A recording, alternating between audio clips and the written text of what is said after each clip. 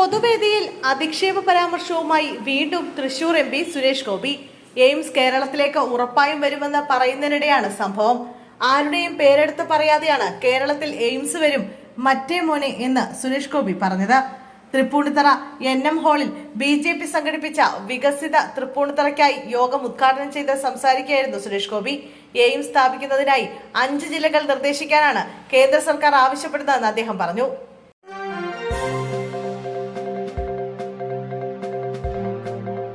Green leaf extraction private ലിമിറ്റഡിന്റെ കളമശ്ശേരി കിൻഫ്ര ഫാക്ടറിയിൽ boiler പൊട്ടിത്തെറിച്ചു. അപകടത്തിൽ 4 പേർക്ക് പരിക്കേറ്റു. ആരുടെയും പരിക്ക് ഗുരുതരമല്ല. അതേസമയം ഫാക്ടറി കെട്ടിടത്തിനും സമീപത്തെ കെട്ടിടങ്ങൾക്കും നാശനഷ്ടമുണ്ടായി. ഇന്നലെ രാവിലെ 10:15 കൂടിയാണ് വൻ ശബ്ദത്തിൽ ബോയിലർ പൊട്ടിത്തെറിച്ചത്. സേഫ്റ്റി വാൽവ് തകരാറിലായതിനെ തുടർന്നാണ് ബോയിലർ പൊട്ടിത്തെറിച്ചത്. വിവരമറിഞ്ഞ് ഏലൂരിൽ നിന്നും തൃക്കാക്കരയിൽ നിന്നും ഓരോ യൂണിറ്റ് ഫയർ ആൻഡ് റെസ്ക്യൂ ഉദ്യോഗസ്ഥർ എത്തിയെങ്കിലും കമ്പനിയിലെ സംവിധാനങ്ങൾ ഉപയോഗിച്ച് അതിനു മുമ്പേ തന്നെ തീ നിയന്ത്രണ വിധേയമാക്കിയിരുന്നു.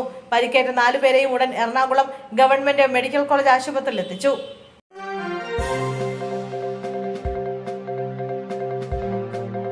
വർക്കലയിൽ ഹോട്ടലുകളിൽ പഴകിയ ഭക്ഷണ പദാർത്ഥങ്ങൾ പിടികൂടി.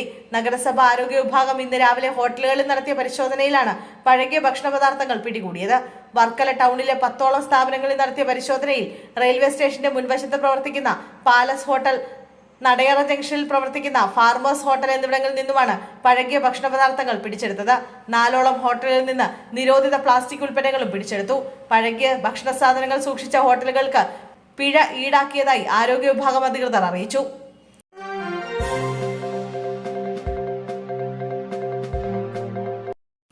മഹിളാ കോൺഗ്രസ് പത്തനംതിട്ട ജില്ലാ സെക്രട്ടറി രഞ്ജിത പുളിക്കലിനെതിരെ വീണ്ടും കേസ്. രാഹുൽ മാങ്കൂട്ടത്തിൽ MLA-ക്കെതിരായ ബലാത്സംഗ കേസിലെ പരാതിക്കാരിയുടെ പേര് വെളിപ്പെടുത്തിയതിനാണ് കേസ്. ആദ്യ പരാതിക്കാരിയെ അധിക്ഷേപിച്ചതിന് മറ്റൊരു കേസുമുണ്ട്. വീണ്ടും കേസിൽ പ്രതിയായതിനാൽ ജാമ്യം റദ്ദാക്കാൻ പോലീസ് നീക്കം നടത്തുകയാണ്. അതിജീവതയെ അധിക്ഷേപിച്ചതിന് നേരത്തെ രഞ്ജിതയ്ക്കെതിരെ രജിസ്റ്റർ ചെയ്ത കേസിൽ കോടതി ജാമ്യം അനുവദിച്ചു.